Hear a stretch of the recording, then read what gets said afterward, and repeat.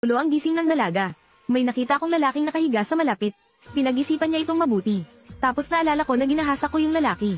Sinamahan pala ng dalaga ang isang grupo ng mga tao na mag-carnival sa labas. Nang matapos ng kasiyahan, pumunta ang dalaga sa inidoro. Pagkatapos ay nakita niya ang isang lalaking nakahandusay sa lupa at walang malay. Mabilis na ibalik siya upang suriin. Sa hindi inaasahang pagkakataon, nakita ng dalaga na gwapo siya. Magubad ka na lang ng damit. Ginahasa ang lalaking walang malay. Pagkatapos ay nagising ang lalaki. Kaya nagsimula akong magnilay para mabawi ang lakas ko. Ang lalaki pala ay si Chu Zhao, ang master ng Tianmen. Bantayan ng gusali mula sa panghihimasok. Sa araw na ito, sumalakay ang hukbong Hapones. Lahat sila ay binugbog niya pabalik sa isang galaw ng Sky Opening Sword. Ngunit nang matalo niya ang kalaban, hindi inaasahang inatake ng isang insider. Isang palaso ang direktang tumusok sa tiyan. Maya-maya ay tumakas ang lalaki sa ligaw. Sa hindi inaasahang pagkakataon, sinamantala ng magandang CEO. Gayunpaman, alam niya na siya ay malubhang nasugatan.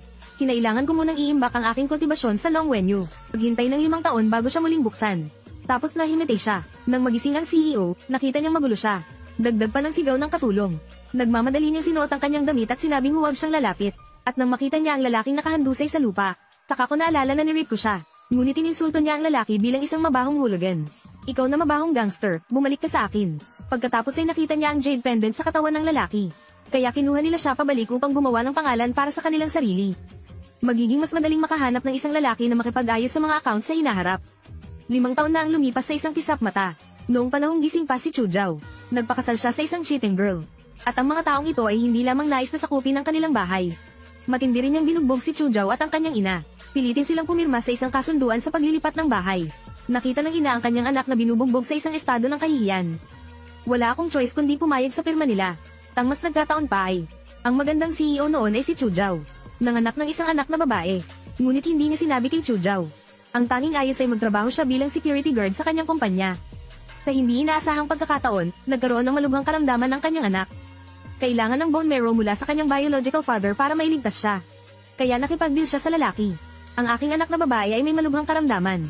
Kung ang utak ng buto mo ay kailangan para iligtas ang buhay, maaari ko itong putulin sa kalooban.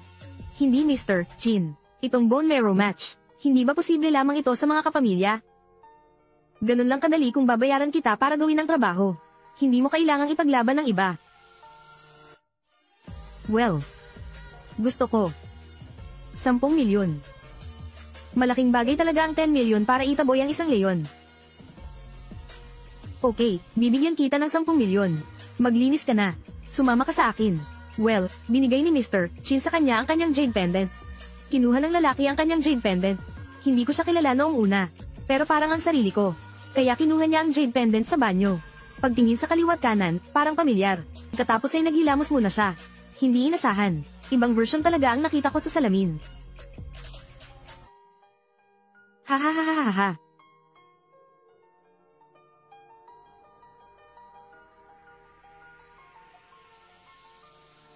Hahaha.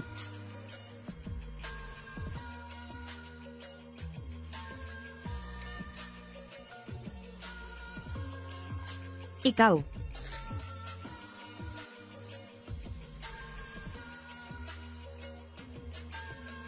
Ang iyong ina, sa wakas ay nagpakita si Master Zhu. 5 years na kitang hinahanap. Wala pa rin pahinga. Tagabantay ng pinto. Hindi ko pa rin sasabihin. Wala ka man lang maisip na itanong sa bibig ko. It's the sect master. It's the sect master who's back.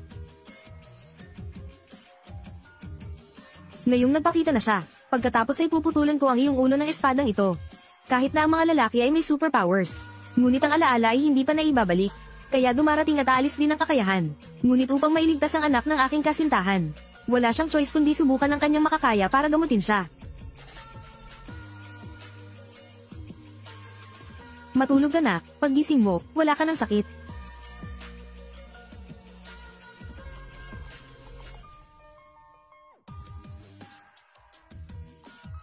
Lihim na nagpapagaling sa orihinal na kapangyarihan.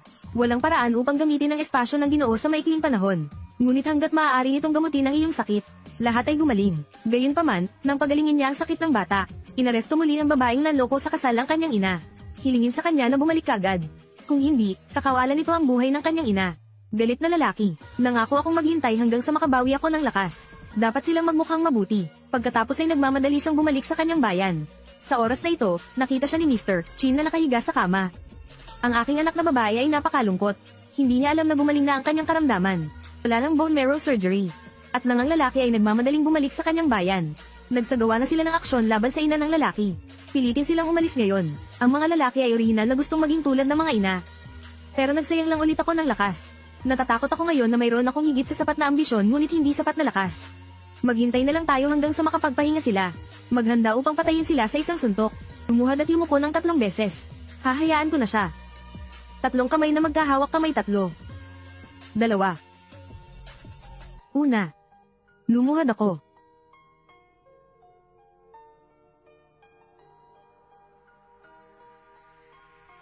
Yung matandang babae, how dare you bite me? Ah. Umalis ka kaagad at huwag maniwala sa kanila. Hindi sila sumasagot. Hindi tayo pababayaan. Oh. Ah. Dam matandang babae, tumahimik ka. Ano ang tinitignan mo? Bakit hindi ka agad lumuhad? Mabuti. Ayokong lumuhad.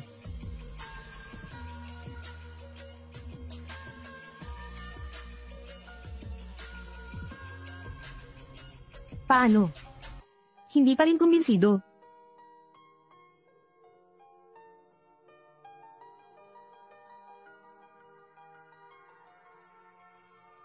Lalaki para sa ina, kailangan kong magtiis.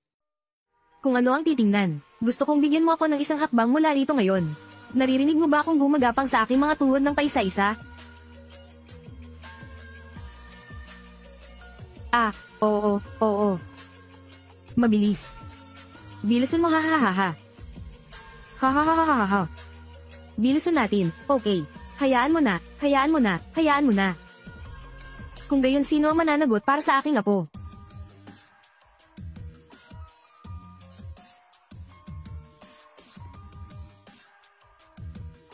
Okay. Kung ano ang gusto mong gawin, umalis ka na. Dinala ko sa iyo ang pera na hinihingi mo. Sana ay matupad mo ito. Sumunod ka sa akin sa ospital para iligtas ka. Bulag ka ba? Gusto kong pumunta ka ng mabilis. Hindi ko pa nakita. Pumayag na ako at gusto ko nang umalis. Sayang ka. May kilala ka bang napakagandang babae? Halika at bigyan ng pera si Chu Xiao. Magkano ito? Sapat na para bilhin ang kanyang buhay. Ayokong sayangin ang pagsipol ko sa'yo. Umalis ka sa daan ko. Narito ang 10 milyon. Pasiglahin mo ako kagad.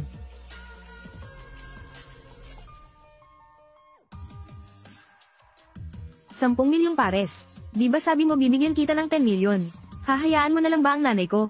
Nandito na ang pera. Bitawan mo ako, kukunin ng nanay ko ang pera. May utang kang bagbog sa akin, kaya isipin mo ito bilang utang ko sa iyo. Kabilang buhay. Kahit umasta akong baka o kabayo, gagantihan kita. Okay, hindi ko kailangan ng mga salita mo. I just need you to save my daughter. Yoyo, ayos na siya. Hindi na niya kailangan ng donated bone marrow ko. Gusto mo pa bang umupo at itaas ang presyo? Kung tatanggi kang iligtas ang anak ko, huwag mo nang isipin ng pagkuha ng pera para iligtas ang iyong ina. Mr. Chin, mapagkakatiwalaan mo ba ako? Nakabawi talaga siya mamaya. Chu Xiao, hindi ko talaga akalain na mahihirapan ka. Kung alam mo kung sino ang ama ni Yoyo, maaari ka pa rin maging walang malasakit. Tatay ni Yoyo. Sino ang kanyang ama? Yan ay Prajna, bumalik ka kagad. Sabi ng doktor, napakalusog ng buntis ngayon. Walang mga palatandaan ng sakit, talaga. Babalik ako agad. Hahaha, anong gusto mong gawin? Ano ang ginagawa mo para mapanatiling magkasama ang iyong mga anak? Sa tingin mo ba ito ay isang lugar na maaari mong puntahan kahit kailan mo gusto? Umalis ka kung gusto mo. Sinasabi ko sa'yo, walang makakaalis ngayon. Kailangan mo ring mag-iwan ng pera para sa akin. Kaya matapang. Kilala mo ba kung sino si Mr. Chin? Since gusto ko din siyang hawakan. Pero alam mo ba kung sino ako? Ako ang nakababatang kapatid ni Joe mula sa Thunder Tiger Gang. Ikumpara mo sa akin ang status mo. Deserve mo din. Ngayong dumating ka. Halika at makipaglaro sa akin. Teka. Ang bagay na ito ay walang kinalaman kay Ji-Chin. Hayaan mo silang umalis. Fucking walang kwenta. Ikaw na ang magsalita. Hindi mo na gusto ang buhay ng iyong ina. Bakit ka nangaagaw ng pera habang nakatayo ang nanay mo? Hahaha, gusto mo umalis. Pangarap na ngayon.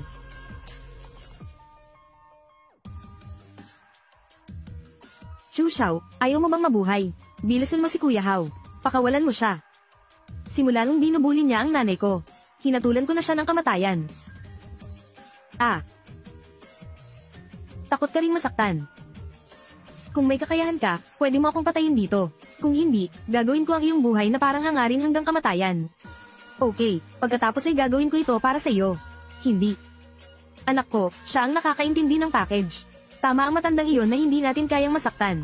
Kailangan mong mag-interrogate at magreforma kay Brother Hao ngayon. Hindi ka pababayaan ni Lei Hubao mag-ina.